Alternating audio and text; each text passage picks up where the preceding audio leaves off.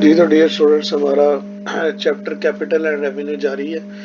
जो नोट्स मैंने आपको प्रोवाइड किए हैं उसमें अजीम एकेडमी यानी सुहेल अफजल की बुक से क्वेश्चन अटैच मैंने किए हुए हैं। उसका प्रॉब्लम नंबर 11 है, तो अभी उसको सॉल्व करते हैं। State which items are chargeable to capital and which to revenue.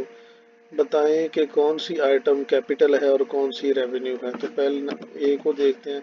Purchase goods for resale purpose. Goods खरीदी है रीसेल पर्पस के लिए 30,000 की, तो गुड्स परचेज करना जो है ये रूटीन नेचर की बात है, तो ये हमारी रेवेन्यू एक्सपेंडिचर है। लिखेंगे because purchase of goods for resale purpose is of, चूँकि ये रेवेन्यू होता है हम लिखेंगे recurring nature and provides benefits for 1 year।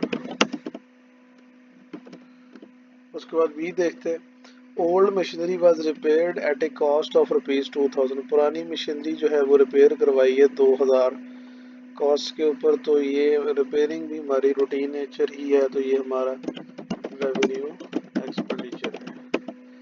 तो हम लिखेंगे बिकॉज उसके आगे statement repair of machinery is of recurring nature and provides benefits for 1 year।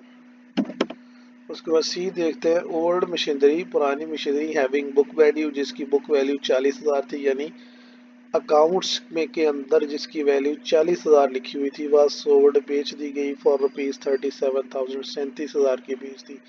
एक पुरानी मशीनरी थी जिसकी वैल्यू हमारे अकाउंट्स में थी 40,000, यानी हमारे मुताबिक उसकी वैल्यू थी 40,000 और हमने वो बेच दी है 37,000 की, तो ये हमने कम कीमत पे बेची है, तो हमें लॉस हो रहा है। तो मशीनरी हमारा फिक्स एसेट है, फिक्स एसेट बेचने पे हमें लॉस हो रहा है, तो ये हमारा कैपिटल लॉस है।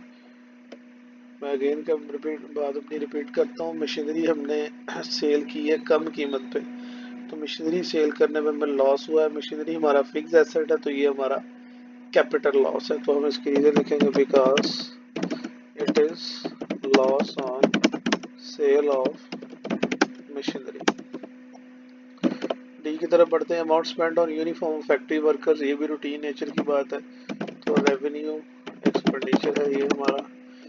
लिखेंगे because amount spend on the uniform of factory workers is of recurring nature and provides benefits for 1 year। अच्छा, ये जो यूनिफॉर्म लेके देते हैं फैक्ट्री वर्कर्स को, ये भी रूटीन नेचर का काम होता है। ऑर्डिनरी कोर्स यानी कारोबार के रोजमर्रा मामला से मतलब ये एक बात है, तो ये रेवेन्यू नेचर है इसकी। ई की तरफ बढ़ते हैं। Compensation paid to an employee, मुआवजा दिया एक एम्प्लॉय को for injury caused during his employment. तो नौकरी के दौरान एक एम्प्लॉय जख्मी हो गया तो उसको मुआवजा पे किया हमने, तो ये हमारा रेवेन्यू पेमेंट है। तो लिखेंगे बिकॉज इट इज ऑफ